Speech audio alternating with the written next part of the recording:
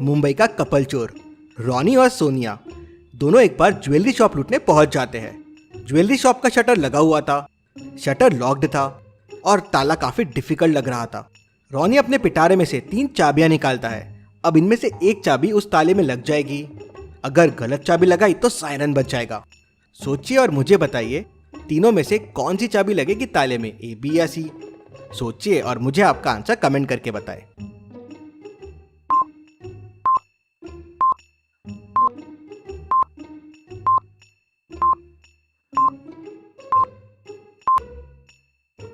चलिए इसका आंसर देखते हैं। दूसरी चाबी ताले की है, तीसरे में ये लोअर लाइन मिसिंग है और चाबी हम घुमा के लगाते हैं तो पहली चाबी जब घुमाएंगे तो अंदर ही नहीं जाएगी। दोनों ज्वेलरी शॉप का कांच तोड़ते हैं और बहुत सारी ज्वेलरी लेके निकल जाते हैं। क्राइम सीन पे डिटेक्टिव मेहुल पहुंच जाता है। सिक्योरिटी गार्ड कहता है, सर मैंने ही आपको और पुलिस को फोन करके बुलाया, मैं वॉशरूम गया था तब यहाँ चोरी हुई। मेहुल उससे कहता है कि तुमने भी चोरी की है। ऐसा क्यों लगा मेहुल को? क्या आप क्राइम सीन को देख के बता सकते हैं मेहुल को ऐसा क्यों लगा कि सिक्योरिटी गार्ड ने भी चोरी की है?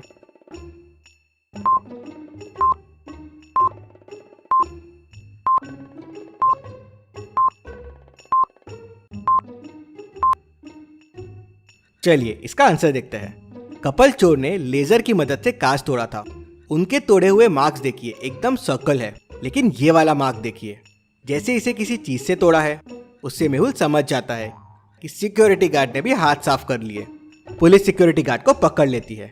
मेहुल दोनों कपल चोर का पीछा करता है। मेहुल एक बैंक के पार्किंग में पहुंच जाता है। उसे वहां 3 कार्स दिखती है। क्या आप तीनों कार्स को देख के बता सकते हैं कपल चोर की कार कौन सी होगी? सोचिए और मुझे आपका आंसर कमेंट करके बताएं।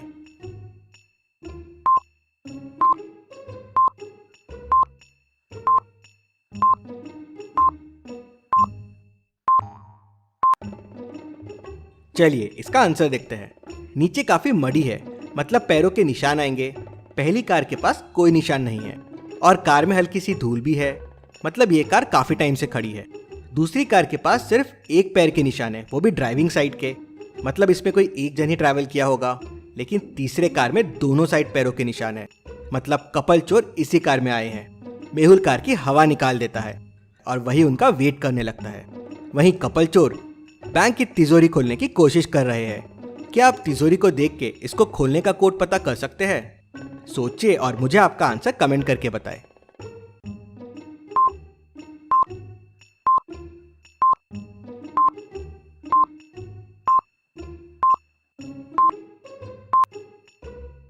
चलिए इसका आंसर देखते हैं। आंसर है second number plus third number minus first number. जैसे फर्स्ट में 3 + 2 5 हो जाएगा और 5 - 1 4 हो जाएगा। सेकंड में 4 + 5 9 हो जाएगा और 9 - 1 8 हो जाएगा। तो कोड के लिए 9 + 3 12 होगा और -4 8 हो जाएगा। सोनिया कोड 8 प्रेस करती है तो लॉकर खुल जाता है। वहां से पूरा कैश लेके वो अपनी कार में बैठते हैं और निकलने लगते हैं। तभी मेहुल का ध्यान उन पे जाता है। मेहुल कंफ्यूज हो जाता है और समझ जाता है कि कपल चोर बहुत स्मार्ट है। वो चोरी करने आते अलग कार से है और भागते दूसरी कार में है। मेहुल अपनी कार देखता है तो वो पंचर रहती है। कपल चोर मेहुल को चकमा देके भाग जाते हैं। कपल चोर के लिए इस वीडियो को 1 लाइक तो जरूर बनता है। चलिए अगली पहेली देखते हैं। नेहा विंडो के पास वाले टेबल पे पैसे रख के बाहर जाती है। वो वापस आती है तो उसके पैसे वहां से मिसिंग होते हैं।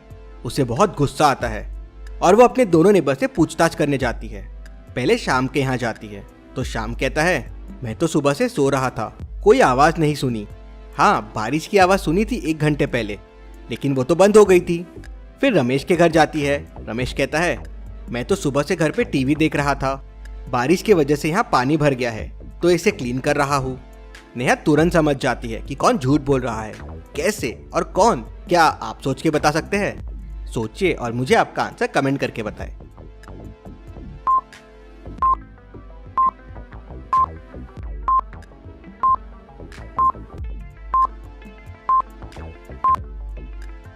चलिए इसका आंसर देखते हैं। झूठ रमेश बोल रहा है। अगर वो सुबह से घर पे था तो बारिश की आवाज उसे भी आई होगी। उसने विंडो बंद क्यों नहीं की? और बारिश तो 1 घंटे पहले बंद हो गई थी, तो उसने पानी अभी तक साफ क्यों नहीं किया? और उसने शूज भी पहने हुए हैं, मतलब वो बाहर से आया है। रमेश झूठ बोल रहा है, उसी ने चोरी की है। चलिए अगली पहेली देखते हैं। मिस्टर शाह को डिटेक्टिव बुक्स पढ़ने का बड़ा शौक था। डिटेक्टिव मेहुल के बुक्स वो काफी पढ़ते थे। एक दिन जब वो बुक पढ़ रहे थे तभी कोई रूम में आया और उसके साथ उनका झगड़ा हुआ। उसने मिस्टर शाह को सर पे मारा और उनको किडनैप कर लिया। मेड ने कॉल करके तुरंत डिटेक्टिव मेहुल को बुला लिया। मेहुल क्राइम सीन पे पहुंचता है तो उसे टेबल पे एक पेपर मिलता है जिसपे लिखा हुआ था 719। मेहुल घर के तीनों लोगों से पूछताछ करता है। वाइफ कहती है, मैं तो सुबह से अपने रूम में थी, उनके स्टडी रूम में गई नहीं हूँ।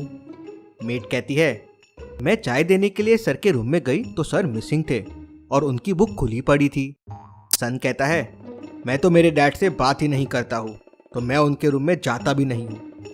क्या आप तीनों की बातें सुन के बता सकते हैं किसने किडनैप किया होगा? सोचिए और मुझे आपका आंसर कमेंट करके बताएं।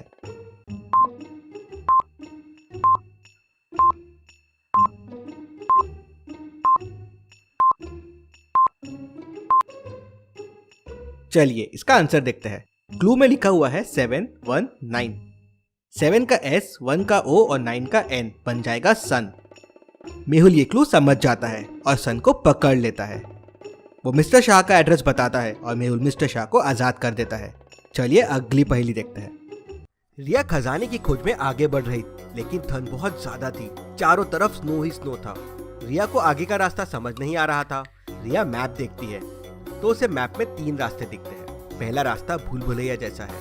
बहुत लोग उस रास्ते से आगे गए हैं लेकिन उन रास्तों में खो जाते हैं। दूसरे रास्ते में बहुत बड़ी नदी है और नदी में बहुत सारे क्रोकोडाइल्स हैं। इन क्रोकोडाइल्स के वजह से नदी पार करना बहुत मुश्किल है। तीसरे रास्ते में दुनिया के सबसे बड़े माउंटेन्स हैं जिनको चढ़ के क्रॉस करना नामुमकिन है। तो सोचिए और मुझे बताइए कौन सा रास्ता लेगी रिया, 1 2 या 3? सोचिए और मुझे आपका आंसर कमेंट करके बताएं।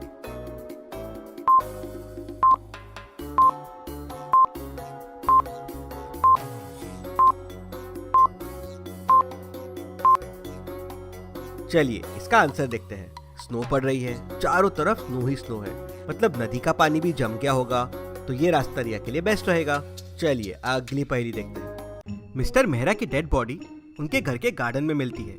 लगता है मिस्टर मेहरा बारबेक्यू कर रहे थे तब उनकी डेथ हो गई। क्राइम सीन पे डिटेक्टिव मेहुल पहुंच जाता है। मेहुल 3 लोगों से पूछताछ करता है। वाइफ कहती है, सर मुझे लगता है शर्मा जी ने मारा है इन्हें। ये देखिए गार्डन में मुझे उनका शू मिला है। शर्मा जी कहते हैं, सर मैं कल यहाँ आया था, थोड़ी पी ली थी तो शू रह गया होगा। आज तो मैं सुबह से बाहर था, अभी यहाँ आया हूँ। ये देखिए मैंने शू भी पहने हुए हैं। 1 मिनट सर, ये देखिए सर, बारबेक्यू में मुझे ईयरिंग मिली है और ये इनकी वाइफ की ईयरिंग है। मेट कहती है, सर मैं तो अंदर ही थी, कोई आवाज भी नहीं सुनी, मुझे कुछ नहीं पता है। क्या आप तीनों की बातें सुन के बता सकते हैं खून किसने किया होगा? सोचिए और मुझे आपका आंसर कमेंट करके बताएं।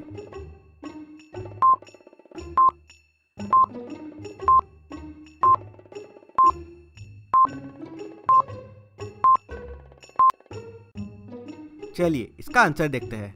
खून शर्मा जी ने किया है। अगर वो अभी यहाँ आए हैं तो उन्हें कैसे पता है कि बारबेक्यू ठंडा है? जो उन्होंने तुरंत हाथ अंदर डाल के ईयरिंग बाहर निकाल लिया। उन्होंने वाइफ को फंसाने का प्लान किया।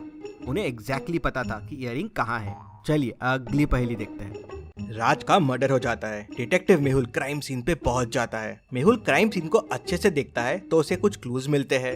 लगता है इस विंडो से कूदकर मर्डरर आया था और मर्डर किया और यहीं से भाग गया। घर पे उस टाइम 4 लोग थे। मेहुल चारों से पूछताछ करता है। मेड कहती है, सर मैं सुबह से काम कर रही हूँ, मुझे कुछ नहीं पता है। कुक कहता है, सर मैं तो सुबह से किचन में ही था, खाना बना रहा था, मुझे भी कुछ नहीं पता है।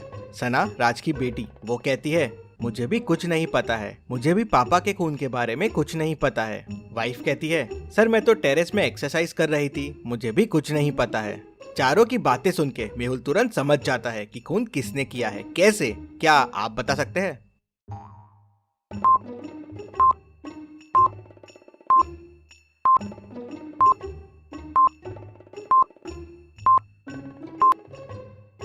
चलिए इसका आंसर देखते हैं। खून वाइफ ने किया है। राज के रूम के पैरों के निशान को देखिए, वो शूज के हैं और इन चारों में बस वाइफ ने शूज पहन रखे हैं। वो खिड़की से आई, मर्डर की और वापस वहीं से भाग गई। मेहुल उसे पकड़ लेता है। चलिए अगली पहेली देखते हैं। 2 औरतें पिज्जा खा रही है। क्या आप दोनों को देख के बता सकते हैं कौन मूर्ख है, ए या बी? सोचिए और मुझे आपका आंसर कमेंट करके बताएं।